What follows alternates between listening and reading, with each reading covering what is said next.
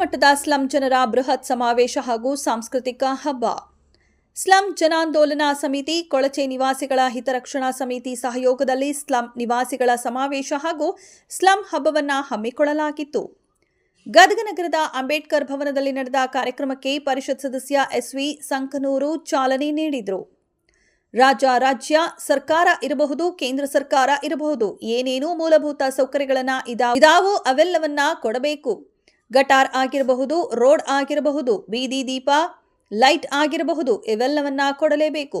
ಪರಿಷತ್ ಸದಸ್ಯ ಎಸ್.ವಿ. ಸಂಕನೂರು ಅವರು ಸ್ಲಂ ಜನರ ಸಮಾವೇಶದಲ್ಲಿ ಮಾತನಾಡಿದರು. ಕಾರ್ಯಕ್ರಮದಲ್ಲಿ ಸ್ಲಂ ಜನರು ಹಕ್ಕು, ಆರೋಗ್ಯ ಸೇರಿದಂತೆ ವಿವಿಧ ವಿಷಯಗಳ ಬಗ್ಗೆ ಚರ್ಚಿಸಲಾಯಿತು. ಸ್ಲಂ ಜನರಲ್ಲಿ ಜಾಗೃತಿ ಮೂಡಿಸುವ ನಿಟ್ಟಿನಲ್ಲಿ ಸ್ಲಂ ಹಬ್ಬ ಹಮ್ಮಿಕೊಂಡಿದ್ದು, ಕಾರ್ಯಕ್ರಮದಲ್ಲಿ ಮಕ್ಕಳು ತಮಟೆ ನುಡಿಸುವ ಮೂಲಕ ಶಾಲಾ ಪ್ರದರ್ಶನ ಮಾಡಿದ್ರು. ರಾಜ್ಯ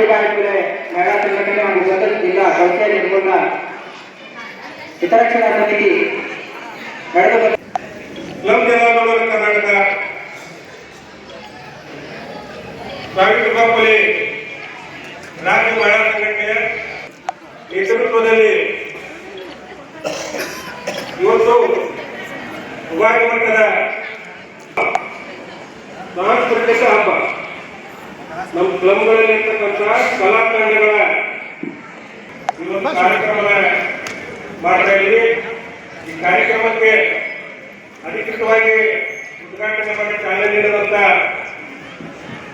ನಮ್ಮ ರಾಜ್ಯ ಸಂಚಾಲಕರಾದಂಥ ಸನ್ಮಾನ್ಯ ವಿ. ನರಸಿಂಹಮೂರ್ತಿ ಅವರೇ, ಗುರುಗಳಾದಂಥ ಹಾಗೂ ಕಾರ್ಯದರ್ಶಿಯಾದಂಥ ಸನ್ಮಾನ್ಯ ಅಶೋಕ್ ಕುಜ್ಬೆ ಅವರೇ, ಹುಬ್ಬಳ್ಳಿಯ ಸಾವಿತ್ರಿಬಾಯಿ ಫುಲೆ ಮಹಿಳಾ ಸಂಘಟನೆ ರೀತಿಯಾಗಿ ವಿಜಯನಗರ ದಕ್ಷಿಣ ನಗರದ ಸಾವಿತ್ರಿಬಾಯಿ ಫುಲೆ ಮಹಿಳಾ ಸಂಘಟನೆ ಸಂಚಾಲಕರಾದಂಥ ಗಂಗಮ್ಮ ಅವರೇ, ಈ ಕಾರ್ಯಕ್ರಮದ ನೇತೃತ್ವ ವಹಿಸಿಕೊಂಡಿರುವಂಥ ಶ್ರೀಮತಿ ಪರ್ವೀನ್ ಬಾನು ಹವಾದಾರ್ ಅವರೇ, ಲೈಂಗಿಕ ಅಲ್ಪಸಂಖ್ಯಾತ ಮತ್ತು ನಮ್ಮ ಸಂಘಟನೆಯ ಜೊತೆಗೆ ನಿರಂತರವಾಗಿ ಸಂಪರ್ಕದಲ್ಲಿರ್ತಕ್ಕಂಥ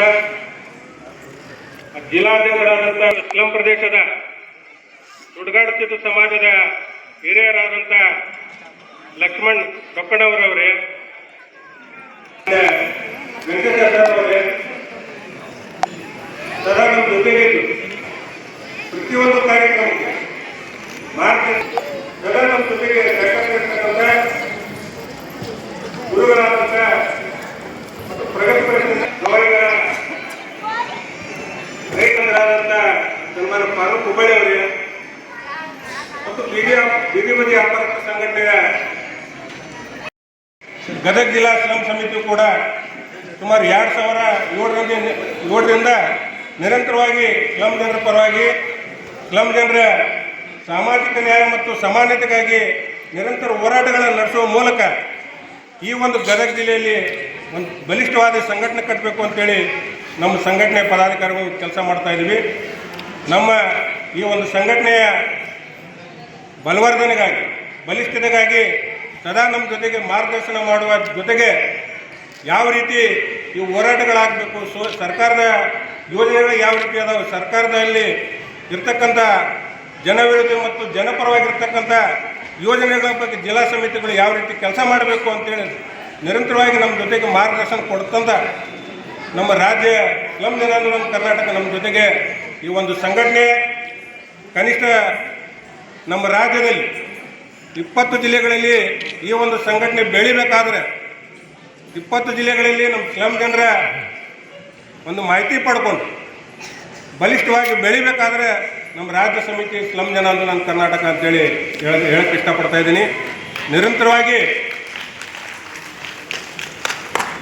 ಬೆಂಗಳೂರಿನ ಫ್ರೀಡಂ ಪಾರ್ಕ್ ಆಗಿರ್ಬೋದು, ಬೆಳಗಾವಿಯ ಸುವರ್ಣಸೌಧ ಆಗಿರ್ಬೋದು, ಪ್ರತಿ ವರ್ಷ ಸರ್ಕಾರ ತಮ್ಮ ಜವಾಬ್ದಾರಿ ಮರ್ತಿದೆ ಅಂತೇಳಿ ಎಚ್ಚರಿಕೆ ಕೊಡ್ತಕ್ಕಂಥ ಹೋರಾಟಗಳು ಪ್ರತಿ ವರ್ಷ ಸ್ಲಂ ಜನಾಂದೋಲನ ಕರ್ನಾಟಕದ ಸಂಘಟನೆ ಮೂಲಕ ರಾಜ್ಯಾದ್ಯಂತ ಎಲ್ಲ ಸಾವಿರಾರು ಸ್ಲಂ ಜನರಿಗೆ ಸೇರಿಸುವ ಮೂಲಕ ಆ ಸರ್ಕಾರಕ್ಕೆ ತಮ್ಮ ಜವಾಬ್ದಾರಿಯಿಂದ ಕೆಲಸ ಮಾಡಿರಿ ಅಂತೇಳಿ ಎಚ್ಚರಿಕೆ ಕೊಡ್ತಕ್ಕಂಥ ಕೆಲಸ ನಮ್ಮ ಸ್ಲಂ ಜನಾಂದೋಲನ ಕರ್ನಾಟಕ ಮಾಡ್ಕೊಂಡು ಬರ್ತಾ ಇದೆ.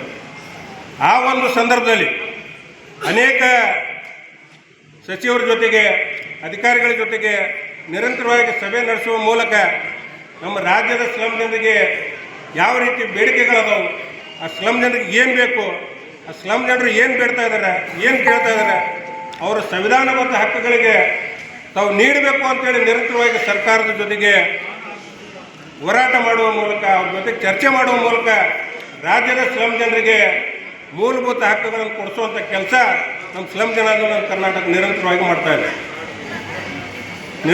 ಉದಾಹರಣೆಯಾಗಿ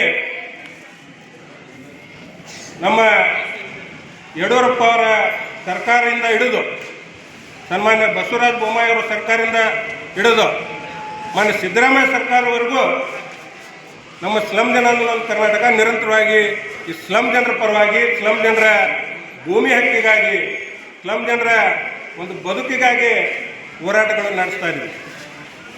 ಈ ರಾಜ್ಯದಲ್ಲಿ ಲಕ್ಷಾಂತರ ಸ್ಲಮ್ ಜನರಿಗೆ ಹಕ್ಕುಪತ್ರ ಸಿಗಬೇಕಾದ್ರೆ ಸ್ಲಮ್ ಜನರ ನಿರಂತರವಾಗಿ ಹೋರಾಟ ಅಂತೇಳಿ ಈ ಸಂದರ್ಭದಲ್ಲಿ ಹೇಳ್ತಾರೆ.